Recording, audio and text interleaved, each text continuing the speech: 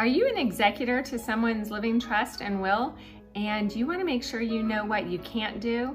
Well, that's what I'm going to talk about today. Stick around.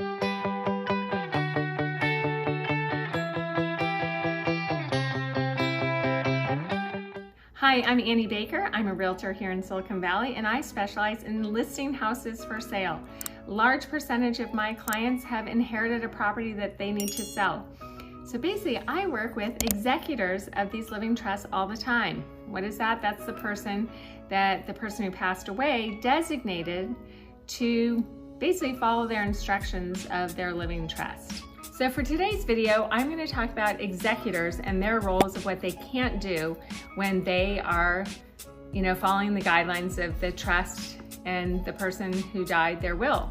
So when it's an executor, that means that the person that passed had a living trust. They had a living trust and a will, and they designated this person, the executor, to disperse all their belongings after they passed away. Sometimes it's a family member, sometimes it's not, like I said. When the person is called an administrator, that is when the person who passed away did not have a living trust, did not have a will, didn't have anything. So the courts have to step in, and it has to go through, the person's estate has to go through what's called the probate process. That's a big animal unto itself, and I've done other videos about what probate is. For this example, we're saying the person had their living trust and an executor is in place. And currently I have 2 listings like this, both with an executor that I'm dealing with, so their living trust in place. One situation, there are 4 siblings. 4 siblings, but only one was designated as the executor. All 4 are beneficiaries, meaning all 4 will equally split all the proceeds from the house sale, from car sales, and from their portfolio, their stock portfolio, their bank accounts, and everything. But only one person is the executor. In my other house listing, there's only one daughter that's the beneficiary, but she is not the executor. Her dad, who passed away, has his best friend as the executor.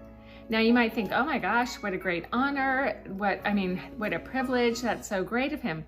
But honestly, it is a ton of work, and his best friend is fantastic and doing such a great job, but he realizes he is overwhelmed, and I'm really helping take the burden off, because that's what I do, and I try to make it as easier. But it's really interesting that I have both of these sales going on at the same time. Both houses are in Los Gatos. And it's interesting the dynamics that come up between the 4 siblings and what comes up between the best friend and the daughter. For the most part, they're both pretty amicable. But you want to know what the executor can't do. Number one thing an executor cannot do is change the terms of the living trust and the deceased person's will.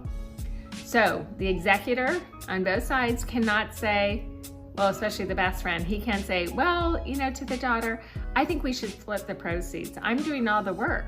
You live out of state and I'm kind of having to do everything. He can't do that.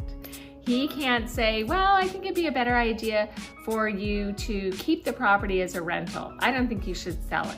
Because if she wants to sell it, she has a say in this. And there could be a heated argument there. An example of the 4 siblings, same thing.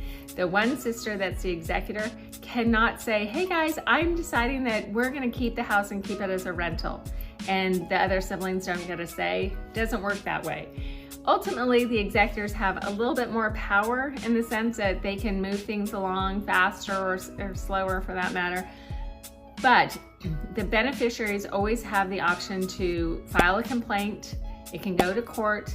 They can get the lawyer involved, and there can be disputes, and those are real. I'm lucky in this case, neither are going that direction. There have been a few little issues, but the number one thing an executor cannot do is change the terms of the will of the living trust. And that's basically the one thing that an executor or administrator cannot do. They cannot change the terms or modify anything from the living trust and the will that was already set up by the person that passed away.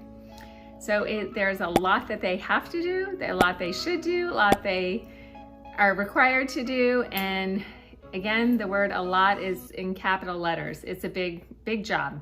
So when you're thinking about who to assign to be the executor of your living trust, make sure that person has the bandwidth and they can handle it all.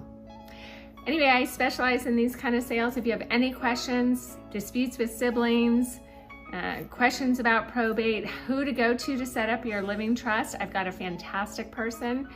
Don't hesitate to reach out for anything. Do me a huge favor and subscribe to my channel. Give me a thumbs up if you like the video. It really helps me. And as always, reach out if you have any questions. And until next time, have a great one.